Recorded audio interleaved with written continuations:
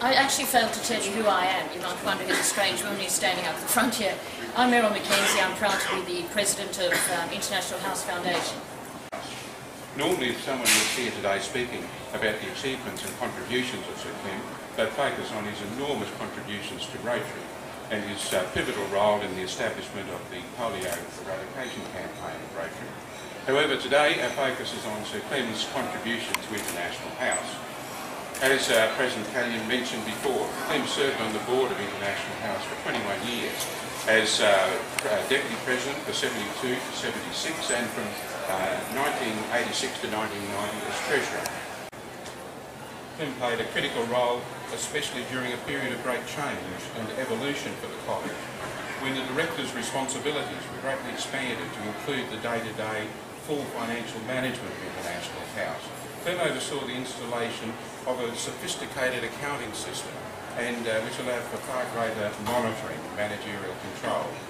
Sir Clem was also instrumental in instituting a number of subcommittees of the board, including those to do with the rolling 5-year plan, maintenance, ongoing maintenance of the college, as well as the embryo of the International House Foundation, which we have today.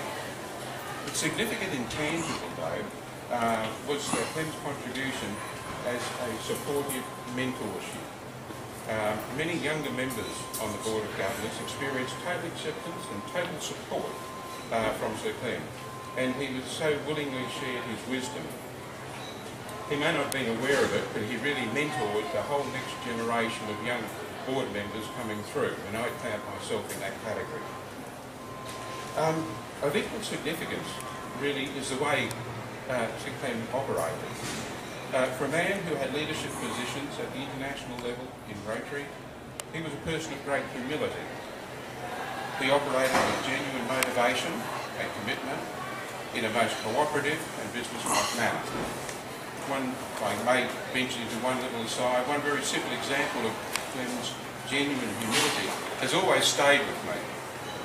Diane Tavello was the college's chief cook, who ran a well-oiled and rather nepotistic regime here, where most of the kitchen staff were either her nieces, daughters, cousins, or fell somewhere in the family tree. I remember Diane celebrated her 50th birthday on Friday, the 18th of June 1988, and Clem and I, as two members of the board, were honoured with an invitation to share tea, coffee, cakes with Diane and the staff, just put around chairs where this building is here outside the old kitchen. Now, whilst Clem had dined with presidents, prime ministers, chiefs of business and government, here he was pouring tea and serving cakes to the kitchen ladies. And there was no pretension of humility at all. Clem was just Clem, happy to be there. 3 days later, his knighthood was announced in the Queen's Birthdays Honours List. Clem would have known about that on the previous Friday, but and that knighthood was one that was highly recognised as something that was well deserved. But that was the image that stayed with me. The knight humbly and genuinely serving the kitchen ladies tea and cakes, and that typified Sir Clem. Sir Clem has often quoted the American psychologist and philosopher William James, who said, "The great use of life is to spend it on something that will outlast it." I believe that is reflected here today, where past and future residents have and will enjoy the benefits of the life and culture of International House. The initial president of International House, New York, said anyone on the Board of Governors there needs to be able to contribute in one of the 3 W's: work, wealth or wisdom. So Clem has contributed in all 3. So it seemed very appropriate that today Sir Clem should be honoured for his outstanding contribution to International House. So it's with the greatest honour and privilege that I take this opportunity on behalf of International House to ask the President of the International House Foundation, Meryl, to induct Sir Clem Renouf as a Fellow of International House. Thank you. I'll now ask Sir Clem to say a few words. You've got a press camera. Where are you from? I recently read this wonderful gem which I want to share with you. Our lives are measured, it said, not by the number of breaths we take, but by the moments that take our breath away. But I just want today to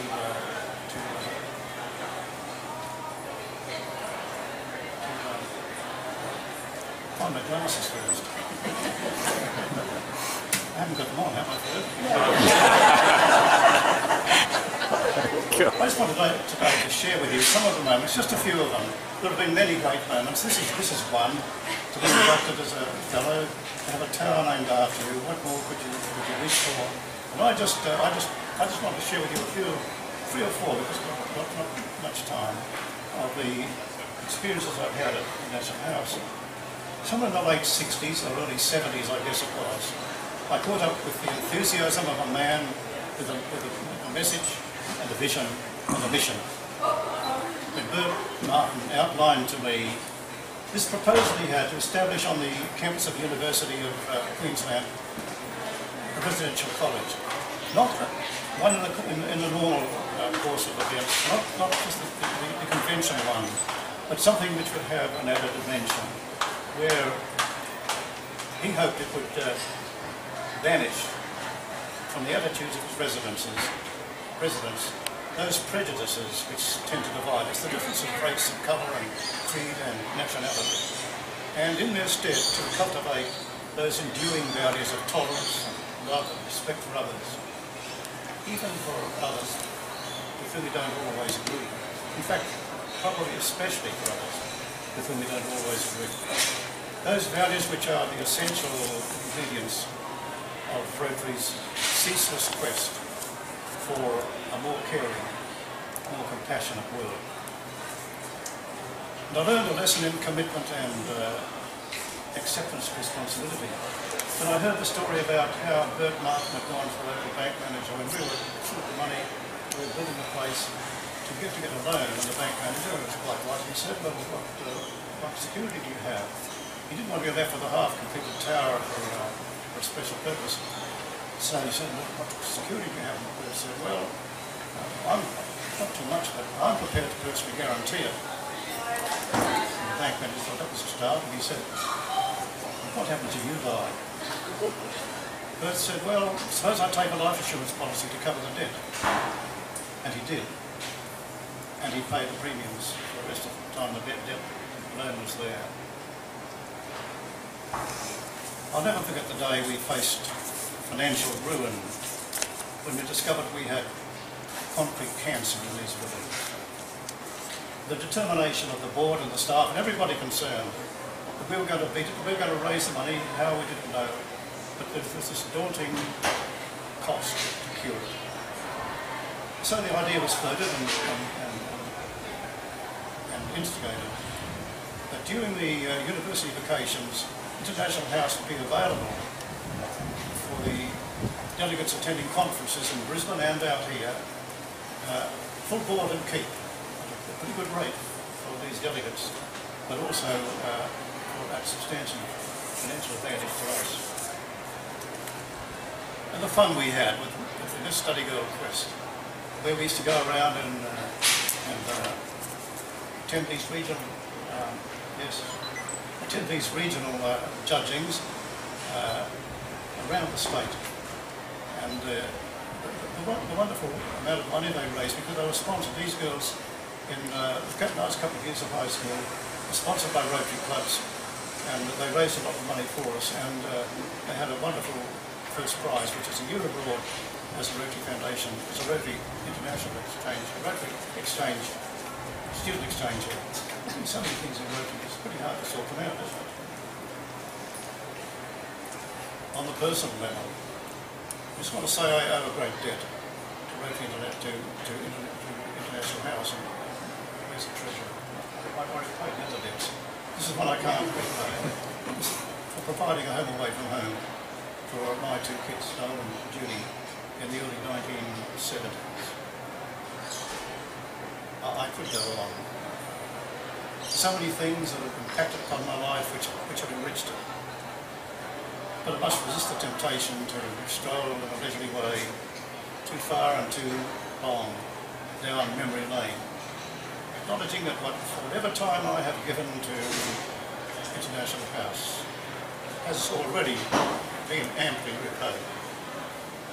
Today, what I think, as International House cover, I understand the significance of it. If you want me naming after me, this tower. One of the towers which has been home at a crucial stage in their lives to so many who are destined to be leaders in our communities. I'm especially appreciative of the fact that in his official capacity as President of Rotary International, and also as a long-time, highly respected friend, Clem has agreed to officiate this dedication of this building. The only building in the world, I might say, which bears my name. No one else would like it. And how I appreciate how appropriate it is that a Rotary project this focused upon developing those personal attributes which are vital to the attainment of Rotary's goal and of the goal of this International House, that brotherhood may prevail. Captain, I want to echo those words of an old codger now who served as President of Rotary International about 33 years ago, I think it was, when he said, reach out. So we're delighted today that you're reaching out in this way to perform this function in your own inimitable way. It's a day I'll long remember. I'm sure you all will. And I want to thank you again. I want to thank John for his recommendation, wasn't it? It's more than that. John, for you, Karen. For all of you who attended here today, I really, really do appreciate it. Thank you.